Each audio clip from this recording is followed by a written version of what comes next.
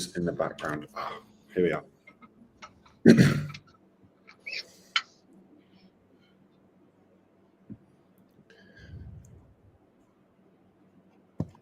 Right, let's get started. Hi, everyone. We're back with another event. Thanks so much for joining us.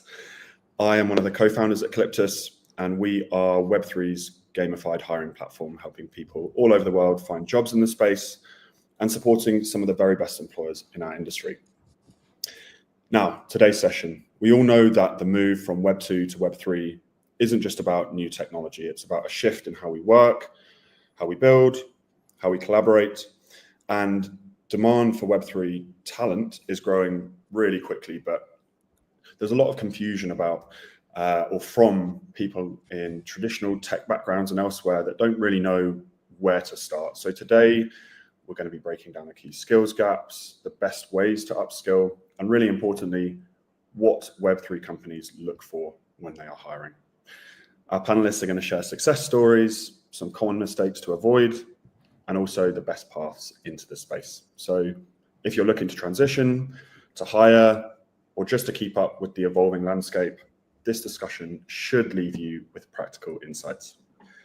So with that, I'm going to hand over to Leila for a quick introduction. Leila. Awesome. Thanks, Callum. Hi, everyone. I'm Leila. I'm the head of people here at ether.fi. We're a liquid staking protocol. We're based in North America primarily, and we're about 25 people and growing. Personally, I'm based here in Toronto, Canada. And yeah, really excited to chat on this panel with you guys today. Thank you, Leila. Nico. Hey, I'm Nico Veach. I am the Chief of Staff at Resvito, where I help oversee people operations and talent acquisition, and a number of other kind of just ops projects as well.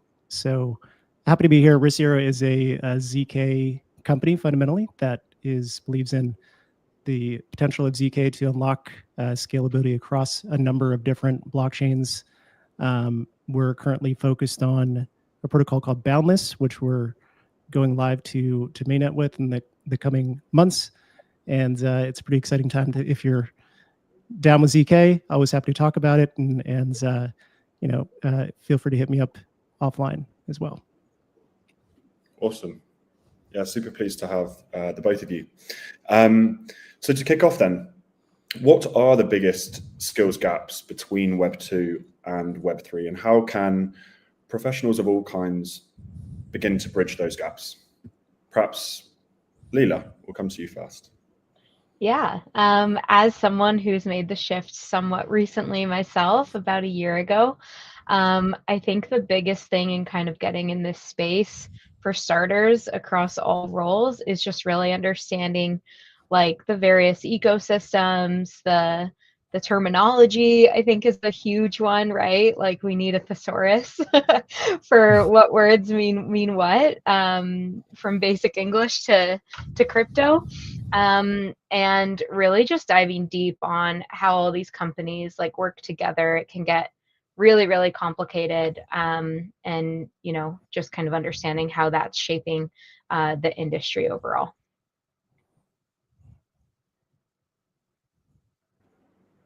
Definitely agree. A thesaurus is needed. Nico, anything to add there? Yeah, I think when you look at Web 2 versus Web 3, there's really it's a fundamental shift in kind of like what the business model is to begin with, right? Like oftentimes there's a token and tokenomics that are involved in a Web 3 project, and so a lot of the initial focus, at least if you're an early stage project, is working towards a TGE and what that kind of pre-testnet phase looks like and all the momentum you're building towards that moment. So it's there's a lot of different kind of expectations that you have to have around what is going to be revenue in a Web 2 company versus you're not really going to have much revenue in a Web 3 company until you launch a token, right? And so there's a really big shift in terms of the focus, I'd say. First and foremost, just not just like a skill, it's like the overall mentality.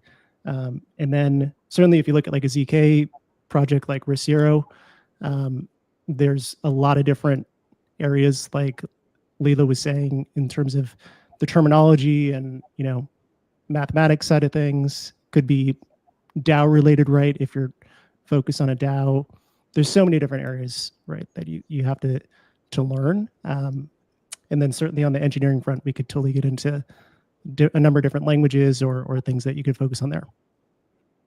Yeah, absolutely. And what do you think are the first practical steps for someone with a Web2 background to break into Web3, Nico? I think when you look at the biggest thing that I did personally was I just started playing around with crypto. Test it out for yourself. Go buy some crypto off of a Coinbase, for instance. Like, that's usually the first step that a lot of people take. And so for me, it was really just trading it initially and kind of getting some Bitcoin and some Ethereum, and then getting deeper and deeper into, what this all means and kind of like what the whole point is. So I think that's the first key step, because I've talked to a lot of candidates over the years. I'm sure you have as well, Leila, where they're kind of hedging a bit, and they're like, well, maybe I'm interested, but sell me.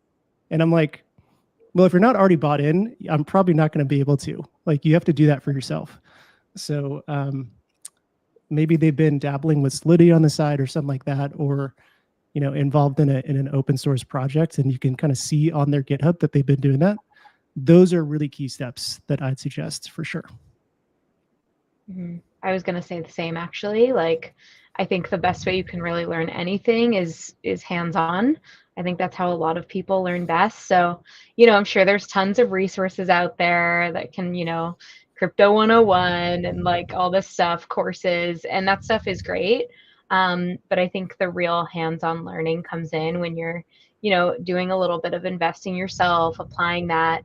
And then from a product standpoint, like depending on how you're involved in your own company's product, is like, how does this flow feel? Like, was this onboarding good? Like, how's the off ramp? Like, what do those things actually look like? And understanding that from a user's perspective, I think can also make you do your job that much better, especially if you're in product or design or engineering or sales or CS. Maybe a little less so if you're on the people side or a little more internal facing, but it's still really helpful context, right? To just understand the business and how you can really help them in general. So yeah, I was going to say just like hands-on experience there on the side for yourself, and then getting involved as much as you can. If you're in a Web2 role, talking to people in Web3, I think there's, I don't know if stereotype is the right word, but being an outsider to this space before I joined, like, I had like some preconceptions of, I had no idea what I was getting into. But when I went to my first conference, I was so in awe of how welcoming and excited everyone was that I talked to. In saying, oh, you're new, like this, like my first week was at Token in Dubai, so I was kind of a deer in headlights, and I was like, what's going on here? And everyone's like, it's your first week, oh my god, let me tell you everything. And so that like very welcoming feeling was really great for kind of a newbie. And so not being afraid to reach out to people, whether they're friends or even just old colleagues who've gotten into the space. Like, generally I've noticed people in this space really, really want to kind of like share that and talk about it, because there's so much excitement and momentum and passion behind this, more so I think than a lot of other industries that I've worked in. For sure. And you actually almost started, I think, to touch on what I was going to ask next, around the mindset required for Web3 differing from Web2. You've mentioned like it feels more open and people are really happy to have you. Anything more to add on that front, Leila? Yeah, I think similar to probably like your average Web2 Series A or bootstrap startup, it's just like a lot of change. Like the one constant is like change always happening, the industry shifting, um, things that are kind of maybe out of your control, that you need to react to.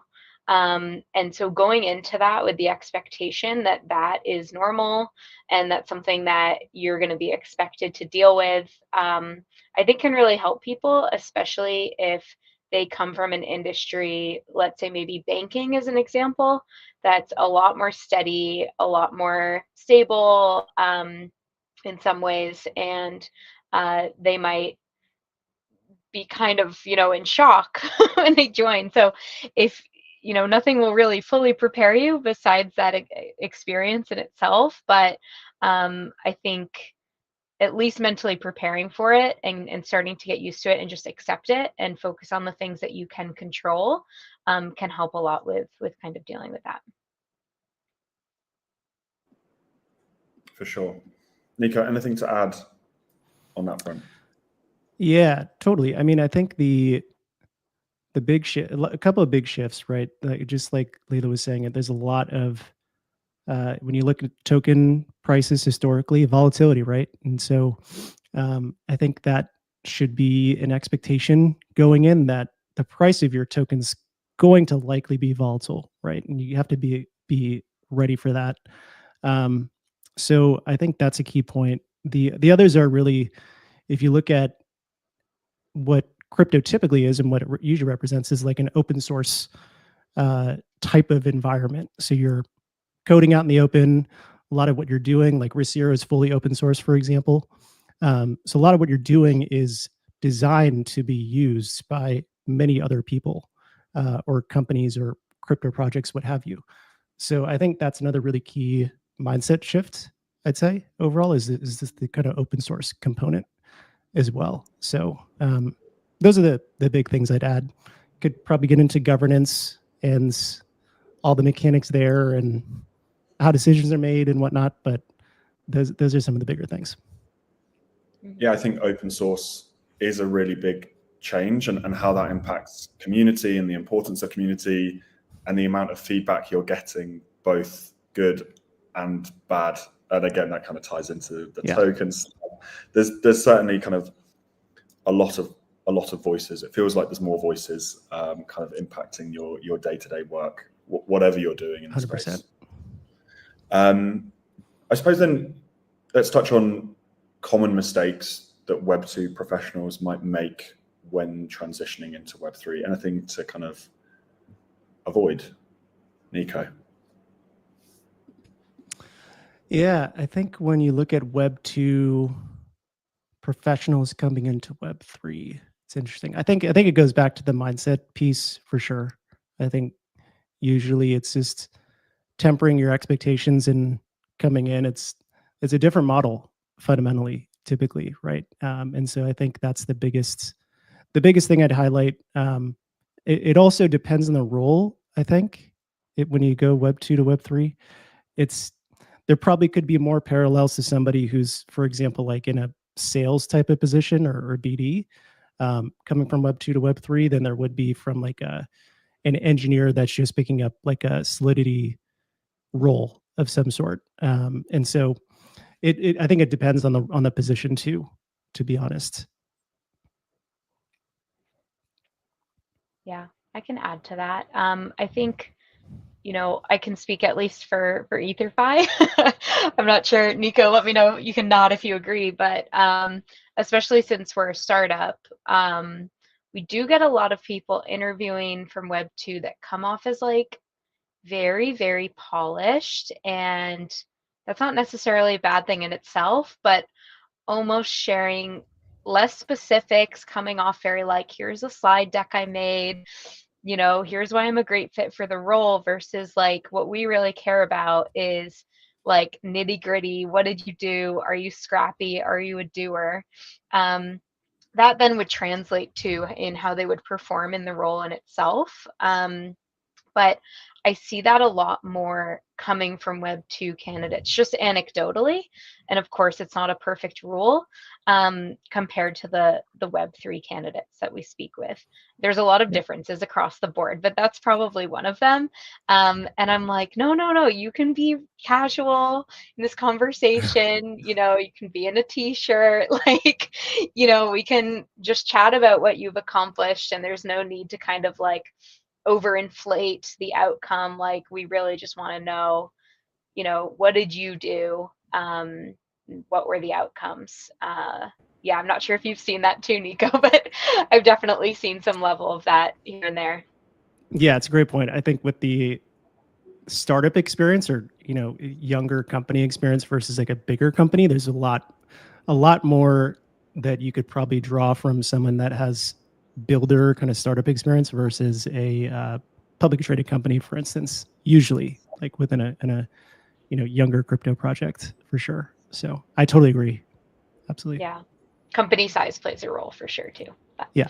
Not to say that, I've definitely, we've hired people, and historically I've hired folks from the FANG companies of the world, and they end up actually being phenomenal employees. And so, it really depends on the person too, at the end of the day too. But yeah, as a general observation, I totally agree that typically that happens.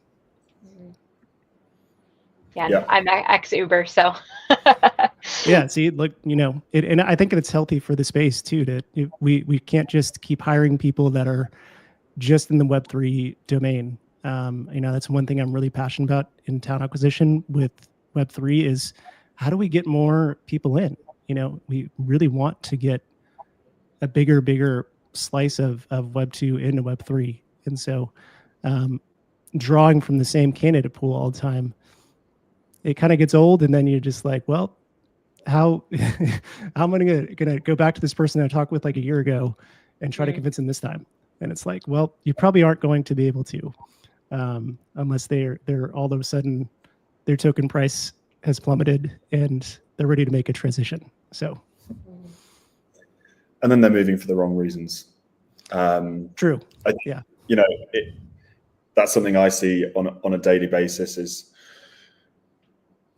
projects in the space looking to hire and solely looking to hire people with Web3 experience. And I totally get why that is. And for a lot of our hires, we're looking for people with Web3 experience as well. Right. But how are we ever going to grow the pie if that's kind of the limit to what we're looking for? I think the one other thing I'd add is more on the community side. Don't ignore the community. Get in Discord, get on X or Twitter. Be involved and kind of contribute in as many places as you can, and that and you're more likely to succeed, I think. Yeah, absolutely. Cool. Yeah, I think not to spin it on a positive or end it on a positive instead of mistakes. Like, there's actually a lot of great principles that typically, especially engineers, I've seen that they're able to pick up if they've joined a FANG, for example, right out of school, and they've really honed their skills over a couple of years at a Google, or for instance, and then we're able to kind of translate that into a younger startup, perhaps, and then get into Web3, or just directly go into Web3 after being at a FANG company for the first couple of years out of university. So I think there's definitely a lot of great potential there for someone that's been employed by a FANG that wants to make the leap. But again, it goes back to the mindset thing of setting expectations. It's very, very different than one of the biggest companies in the world. So, yeah, and I think there's like a time and place for that structure. Like, if we were to apply all of that all the time, at least on the people side, which I can speak to, or even, engineering with having a lot more checks and balances, like, right. We wouldn't be moving at the speed that we need to be moving at. Or, if I had to go get written approval from every single executive for, a hire, that probably wouldn't allow me to move as fast. But there is certainly a time and place for like that structure that you learn at those bigger companies, because they're obviously doing a lot of things right. And so bringing that and kind of using that with your best judgment on, is this going to slow us down? It always will, but when is it like, this is too high of a risk to not do it? Then we should be doing those things. Yeah. For sure. Cool. So I think let's move on to talking a bit more about kind of the skills and upskilling strategies. Nico, perhaps what are some of the best resources you have seen out there for learning blockchain development, perhaps? Yeah, I think I tried to think about this question. One of the best Solidity resources that I think I've come across, that I'm pretty sure Vitalik mentioned it at one point when he was, I think he was asked a question on Twitter or something like that, like how do you get into Ethereum, or what are the best things to do? I think it's called Crypto Zombies. So it's a Solidity for beginners kind of course. That's a good one.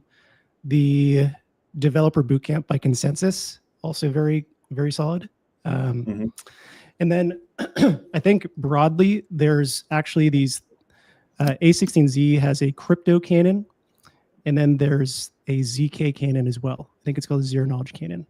And so there's a bunch of really amazing resources on both of those pages that I think I'd highly recommend, especially the crypto canon to start. If you're looking to get just a broad overview of crypto and kind of the history to the why behind everything, I think it's a really great, probably one of the best lists I've come across for sure.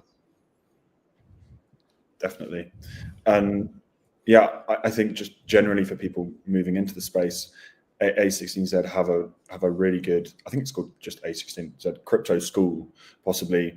Tons of videos from leaders in the space, which I often point people towards when they're just kind of starting out, as well as telling them just probably buy some Bitcoin and get yourself invested and go from there. Exactly. Leila, did you have anything to add on that front? I think like once you have a good foundation, like I think all those resources, that's a pretty comprehensive list. Just like building something yourself. Like I remember back in the day, I was trying to learn basic HTML, CSS, and JavaScript. Clearly it did not work out for me, but no, it was just for fun. And the best way to learn was like actually building something. So I think, you need a foundation, you need to actually learn some of the the syntax and the language itself and some of the basics on how it all works together. But the application of that, I think, is what takes you from like, 1 to 10 in your understanding. And I think it's just a lot more fun and motivating to begin with versus like sitting in front of a screen and watching something. So yeah, like looking at what open source projects there are that you can contribute to, or just building your own side thing. Like I think that's how a lot of engineers find their like fulfillment in general. I think it's a lot of fun for them. And so just kind of building something, thinking about even if it's been built before, just making your own, using it, and getting some of that exposure. Absolutely. Yeah. Learn by building. I think that's definitely the biggest thing I would say for anyone technical looking to move into the space.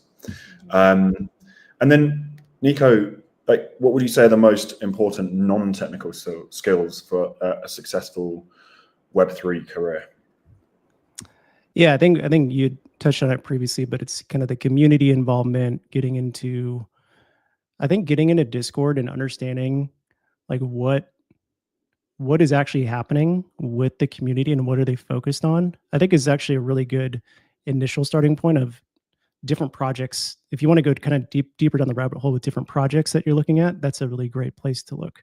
But yeah, certainly again, from a non-technical perspective, I can't underscore the crypto canon by A16Z enough. I think it's actually just a really, really great comprehensive list. So, browse through that and then, kind of get signal on like what's really starting to appeal to you. And then you can kind of get deeper into the projects and Twitter too, right? And understanding like what they're talking about on Twitter is very, very helpful. So if you're a BD person or marketing, or operations like we are both, that gives you a really good understanding of like what the actual like go to market looks like and kind of the customer facing side of things. So I think those are probably the most powerful resources I can think about or think of for sure. Yeah, like go to events, talk to people. Yeah. That's a good one. I know I've been to a couple conferences. especially that first one in my first week. Didn't really know what was going on so much, but it was a good foundation, right? I learned a lot. I was able to ask questions. It all started to piece together about 6 months later, maybe, of like, oh yeah, that's what that person was talking about. There's also some great podcasts, and you can see old talks from these conferences that are usually posted on YouTube. So if there's like a company that you like, you can probably find something from like their founder speaking, or maybe some other panels. There's just like a wealth of information out there. It's kind of endless, but gravitate to what you enjoy. Totally. Yeah, those are great. The other things I thought about were when you look at the person's skill set, and like maybe they're coming from more of a consumer type of environment, like a consumer Web2 environment. So they're looking at crypto projects that are more consumer oriented versus like a developer kind of B2B focus, I think certainly helps from like a transition perspective. Like one of the top people that I've ever helped to hire was coming from Spotify. And so she certainly didn't have any crypto experience previously, but taking the time to really start to understand it, to learn it, and ended up being an amazing kind of head of marketing at a project that I worked at years ago. And now I think is the CEO of one of their spinouts in terms of her role. So yeah, it's really cool to see kind of a story like that. And I think that's one thing I'd focus on too, just as far as your relevant experience that you could leverage going into a Web3 company. Definitely. And what are the best ways to gain hands-on experience in Web3 without taking the jump and getting a full-time job, Leila? A lot of people do some like things on the side at night. I've talked to a lot of candidates who are like, yeah, I've got my full-time job, doing whatever in Web2, and then at night they'll do part-time work for another project. And eventually they're like, okay, I'm ready to turn this into my full-time gig. They've kind of felt it out for however long, and then from there they're more confident in taking the jump. So I think that that's like a great way if you're able to manage that. Obviously that might not be for everyone, but it's definitely one option. Thank you, Leila. And sorry, I'm not sure why we've got that on the screen right now, but hopefully it'll be about to be taken away. I can't do it from my side. There we are. Nico, great to get your thoughts, if that's all right. Yeah, I totally agree. Conferences are great. I think also, some of the best candidates that I've come across are, in a Web2 role of some sort, and they'll send me, I'll ask for their GitHub, and sure enough, I can kind of see that they're contributing to certain projects that are really interesting, and if that's Rust related, or if it's related to whatever kind of language that the crypto project is currently using. Those are great ways to kind of get involved, and it's also a great signal to see to the company that's potentially going to hire you as well. So I would highly recommend actually kind of getting into the code and contributing in some way to various GitHub repos, and I think those are great. Hackathons too, for sure. And so if you go to one of these conferences, right, and you participate in a hackathon and build something cool, and then you're kind of like, wow, this is really fun and I want to be in the space. Those are, I think, highly useful for that as well. Agreed. Yeah, it's the beauty of the space. So much open source, which means that anybody can contribute really easily, whether they're an engineer or not. There's lots of bounty platforms that you can go to. You can build a social following on X or join a load of Discords. There's tons of stuff that you can do without actually getting a job. That shows hiring managers, talent people that you care about the industry and you want to be involved before actually being involved properly. And then to talk a bit more about, I suppose, your roles more specifically, how do Web3 companies approach hiring from Web2? Are there particular challenges that frequently come up? And Nico, why don't we start with you? Yeah, I think it's a it goes back to some of the things we were talking about previously, as far as signals that you're looking for the person's level of, it's almost like you're qualifying the person in or out. Like, what signals can I look for that they're actually legitimately interested and they understand crypto in some unique way, or in some deeper way than the average person would. And so I think that's really key as far as approaching hiring from the Web2 space. Others are, you definitely have to learn how to adapt your pitch in terms of, if you're talking about the upside potential of working at a crypto project, and maybe they're coming from like a Web2 startup, right? And they're used to stock options. How do you kind of tailor your pitch to make sure that you're speaking to stock options appropriately? Like, you're understanding like how they view their compensation, and kind of tailoring that to what the potential upside might look like. Or if you already have tokens currently, a token live currently, how does that translate from like a total comp perspective? I think that's really key. Otherwise, if you don't get out in front of that early and you're kind of covering that too late in the process, you're gonna not catch the person, and you're not gonna get the person's interests early enough. Typically, at least when I'm tried to recruit Web2 people. But I think the qualification part is the most important, because I've spent so much time trying to convince really compelling Web2 people to get into a Web3 role. And I can probably say, I can definitely say that I don't think I've ever convinced somebody at the end of the day. Like, you need to make the move, and then they're not bought in. It just doesn't work. So I think really trying to make sure that they are convinced that they want to make the leap into Web3, and they're not kind of just hedging, is super important. And this even goes back to my Web 2.5 days at Coinbase, where we would actually recruit against Uber quite a bit and lose all the time.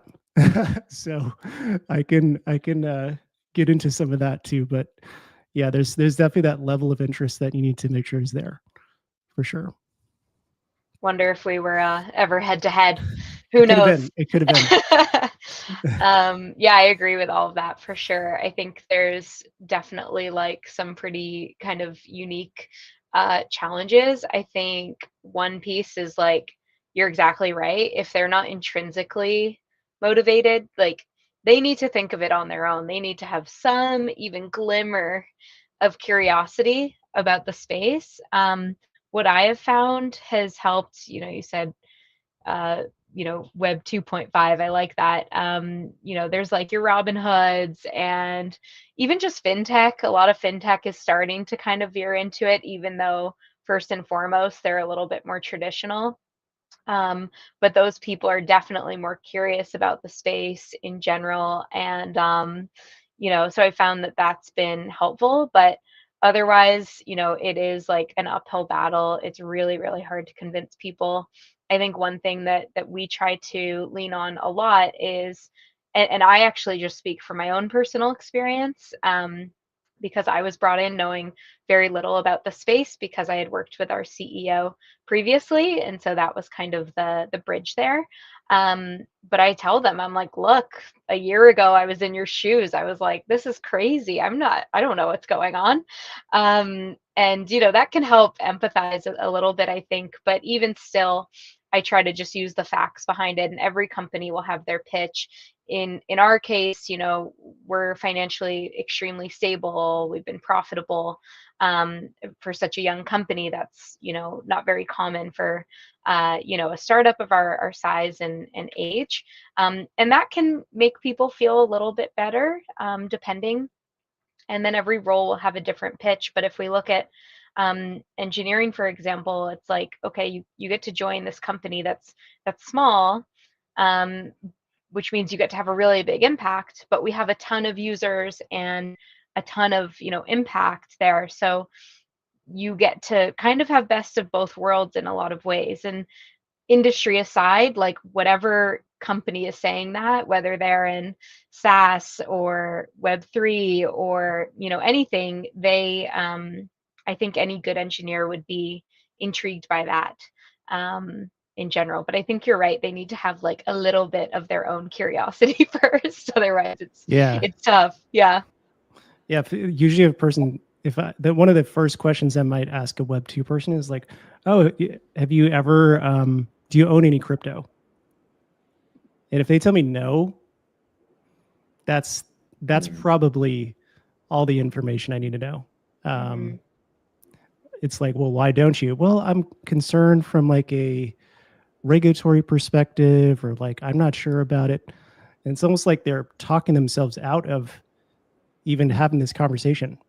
And so I think it's just it's a key thing to make sure that you're also not wasting their time. Like, hey, why don't you go read up on it? Maybe buy some Bitcoin and then tell me what you think like a week later.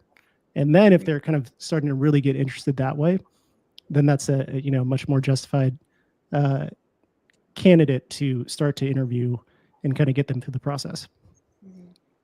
Yeah, fully agree. Sure. And how can Web3 startups attract and retain top tier talent from Web2, particularly with that volatility that we kind of keep mentioning in mind, Leila? Yeah. What has been successful for us, and I would definitely recommend, is referrals. Because I think hearing this stuff from someone you trust carries that much more weight than getting an email from someone like me that you don't know. And so we've done a lot of this. I'm personally an example of this with our CEO working with me in the past. Other people from that company we worked at previously, which had nothing to do with crypto, by the way. Bringing them on, bringing in people from our networks. And I think slowly but surely, we're going to move the needle as an industry. And it's something I really like about this industry is everyone's kind of like in it together also, in terms of like the disruption and things like this. But, you might have, I don't know, when I took this job, like random people in my friend group were like, oh yeah, I love crypto. I've been investing it for a while. And I'm like, really? Like I had no idea. So there's people around, and, candidates might hear it from an old colleague. They might hear it from, their uncle's best friend. Like there's people around talking about it. But I think referrals are probably the most, I don't know, a very strong way to kind of bring in people from Web2, because they're going to take that conversation that much more seriously. And they're going to want to work with their old colleagues again if they really enjoyed it. And then I think when we look at retaining, I think that just comes down to, are you hiring great people that want to be in this environment and thrive in this environment? And personally, I don't see a huge difference between at least a Web3 startup and a Web2 startup, besides the industry itself and the application of it, and some of like the skill sets required. I think the motivators, values, how you work is actually very similar at the end of the day. So if you're bringing in Web2 people that speaks to, and they like working in constant change, and they're motivated by, having that impact and intense ownership and all that good stuff, then assuming, you're paying them well and all that other stuff is aligned, you're going to hold on to them.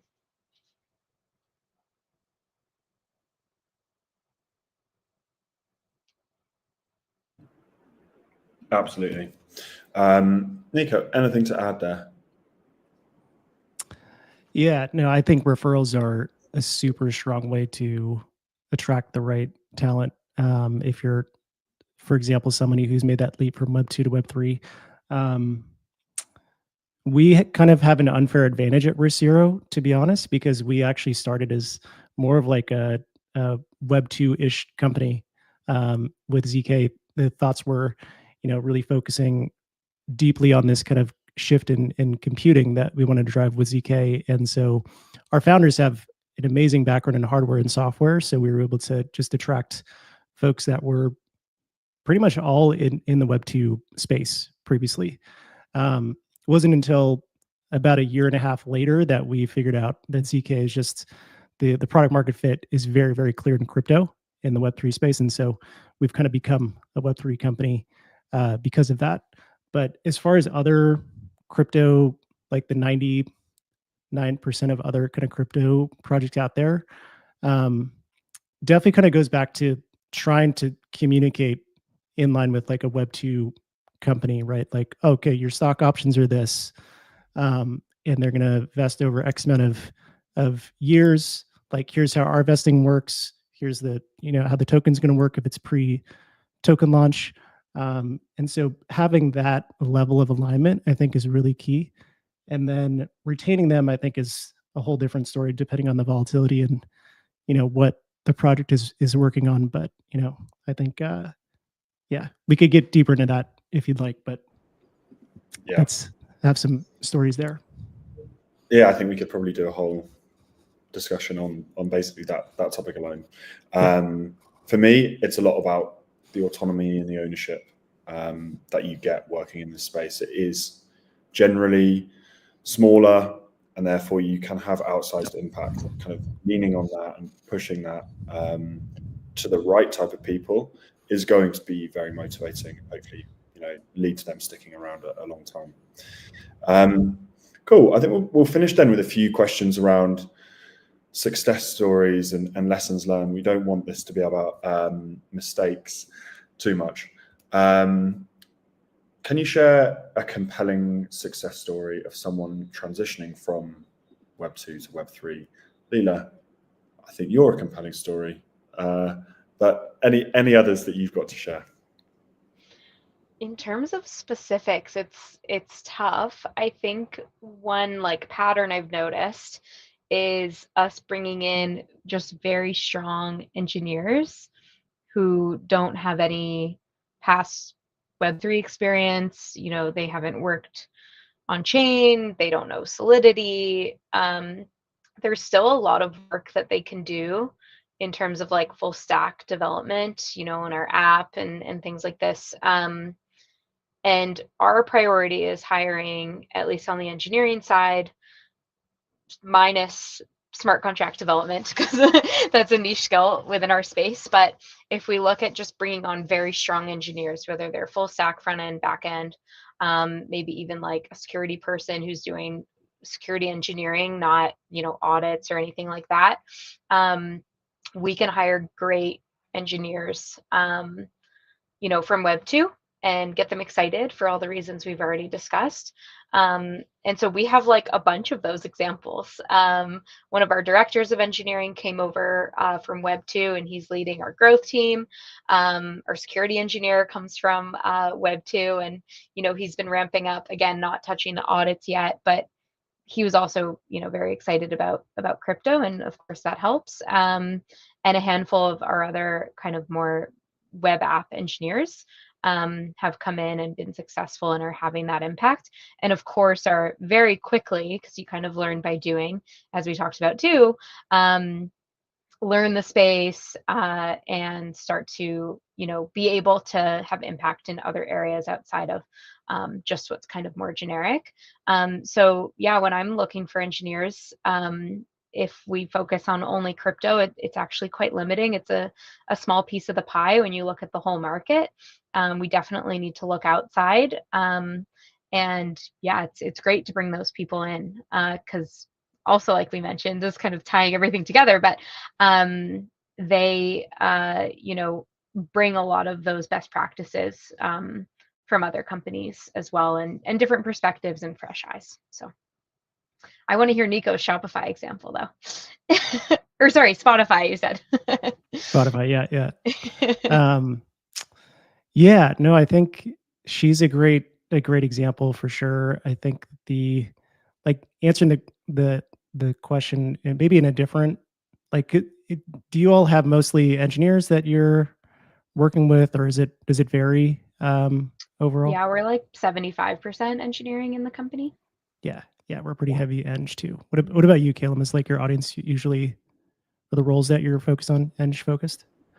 Yeah, pretty engineering focused, though. Okay. Quite a big shift towards marketing, sales, Gotcha. growth, Cool. in the last few months, I'd say. That makes sense. Yeah. So from an engineering perspective, I think that the success stories that I've seen typically are, they're either, like Leila mentioned previously, a referral. Typically, they've worked on a similar type of programming language to, maybe it's Solidity, maybe it's Rust related, or Go. For example, at Google, there's a lot of folks that's work with Go because it was literally invented at Google. So borrowing from what they already know, I think is super helpful, because then you're able to just kind of plug them in really easily into an engineering environment that's, the primary backend language is Go, for example. The others are, I think, looking at, again, going back to some type of signal on their open source contributions, seeing that they're actually getting deeper into the code base or GitHub repositories in some way, and proving that they're able to kind of, really get in and understand what the project is doing, I think is really, really key. So I think if they're checking off the skill set is aligned, or they've kind of worked with an adjacent language of some sort, and then also have taken the time to go deeper down the rabbit hole with a given project, I think that's really, really important. And typically, the folks that transition the most effectively will have those characteristics.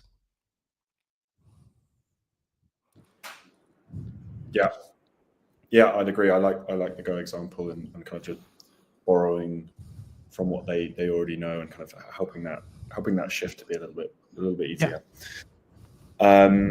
Cool. And a final question then: what advice would you give to a Web2 professional of any kind, considering a Web3 transition in the next 2 to 5 years, say?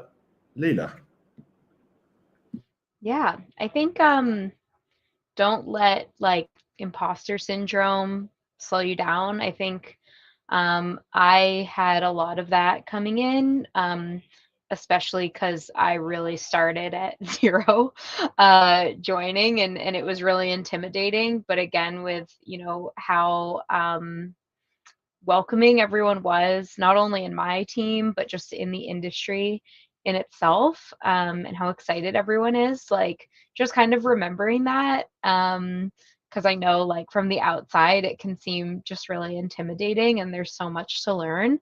Um, and then the other piece is kind of like what we mentioned before, but um, just kind of taking a problem, taking that ownership, and running with it, not being afraid to have that impact, not waiting for someone to tell you what you need to do, because at least at ether.fi, I think a lot of other smaller companies, there is so much work to be done and almost never enough time in the day, and so there's always that opportunity to jump in and have that impact, and go that extra mile, and in my experience in this industry, that is rewarded. On the flip side of that, you get out what you put in, and so if you're putting in a lot, you will almost definitely see that reward back, whether that's in promotions or more tokens, or your impact, and getting on more experience and opportunities, and the space is small, so the connections that you're making there are really valuable. Thank you. And Nico, any parting words of wisdom? Yeah, next 2 to 5 years, I would definitely start with just building a thesis around where you think crypto is going to go, and how that aligns with your career ambitions. If you're more focused on, for example, like a project I used to work at, it's called Cello.